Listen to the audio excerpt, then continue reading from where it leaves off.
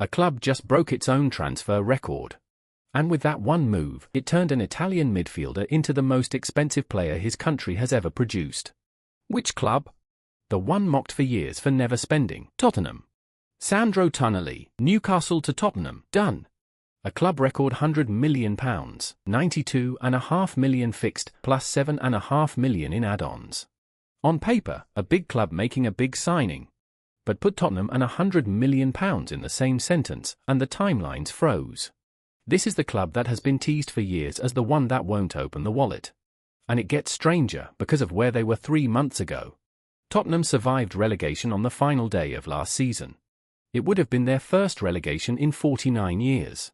They went 15 league games without a win and lost 6 in a row. They got through 3 head coaches in 1 season. So a club that came within 90 minutes of the championship went out and smashed its transfer record. And the fee did more than break a club record. It made Tonali the most expensive Italian footballer in history, which is the second time he has held that title. Newcastle made him the most expensive Italian when they signed him in 2023. 3 years later, he broke his own record. And it didn't stop at one name.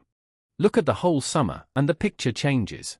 On top of Tonali at £100 million, Matheus Fernandes from West Ham, £85 million. Yang Paul van Heck from Brighton, £52 million, reuniting with his old manager. Then proven names for nothing: Andy Robertson from Liverpool, Marcos Senesi from Bournemouth, Martin Dubravka from Burnley. Total outlay, around £237 million. The biggest transfer window in the club's history. It beats their previous record, the £225 million they spent in 2023. And here's the detail that made people look twice. Fernandes at £85 million was itself a club record. It lasted about 48 hours until Tonali broke it again. 2 club records in 1 week. The quiet Spurs had announced, in a single summer, that they were becoming a completely different team. For a club whose reputation had basically become, they'll talk, but they won't buy, this was a full identity flip. And that alone made it one of the biggest talking points of the window. So why now? Why did Spurs finally open up? At the center of it is the manager, Roberto De Zerbi. He arrived last season as Tottenham's 3rd head coach of the campaign, on a 5-year contract. Before Tonali decided anything, the two of them talked for close to 2 hours. Tonali called it magic. We spoke a lot, really, about Tottenham, about the stadium, about the fans, about the players, about our football. There's a reason it felt that easy. De Zerbi is from Brescia, the club where Tonali spent 10 years. They already knew each other and sometimes met up there on days off. Manchester City were interested. Tonali didn't wait for anyone else. And that's where the Tottenham supporters lit up. Pre-season footage went round of De Zerbi pulling Tonali and Fernandes aside on the training ground, walking them through his tactics. For a fanbase that had just watched a relegation fight, that clip did a lot of work. Mickey van der Ven put the mood in 2 words. You can see the club has a new ambition. Last season was a stressful season, unacceptable from our side.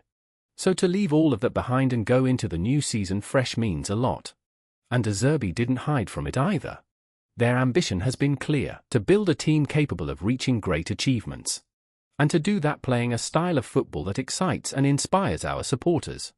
But not everyone is at the same temperature. When De Zerbi was appointed, the Tottenham Supporters Trust publicly said it could not support the decision. So there are real question marks over the manager, not just the money. Which leaves the Spurs mood running on 2 currents at once. Finally, real ambition, and can this manager actually deliver? Behind every glamorous signing, someone loses out. This time it was Newcastle. Newcastle signed Tonali from AC Milan in 2023 for a reported £55 million. Selling at £100 million is a serious profit on paper. It's the 2nd biggest sale in the club's history. Behind only the £125 million Liverpool paid for Alexander Isak last summer. But the reaction on Tyneside didn't settle along the money line. Harsher critics called him a mercenary and questioned his loyalty. Others pointed at the arithmetic. He was reportedly on £150,000 a week at Newcastle. At Tottenham, reportedly over £275,000 on a 6-year deal. That's roughly £6.5 million more every year. Who turns that down? And this was a midfielder who fought through a difficult spell at Newcastle and won that crowd over. So watching him leave for a Premier League rival stung in a way a profit column doesn't fix. A lot of that emotion turned into one demand. Spend it. Replace him. Now. One transfer, two fan bases, and the exact opposite emotion in each.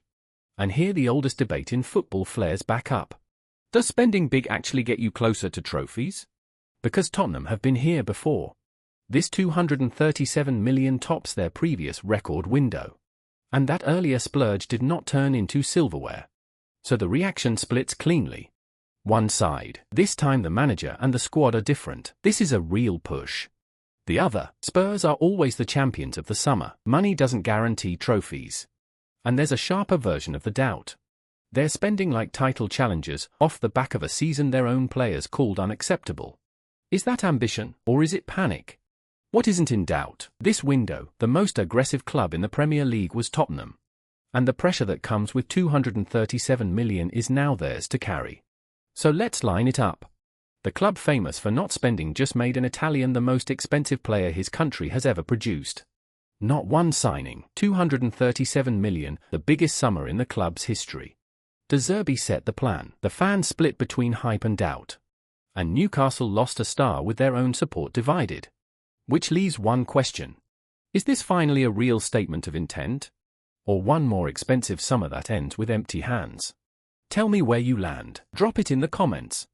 And if you want to see how this Spurs season plays out, subscribe and I'll bring you the next chapter.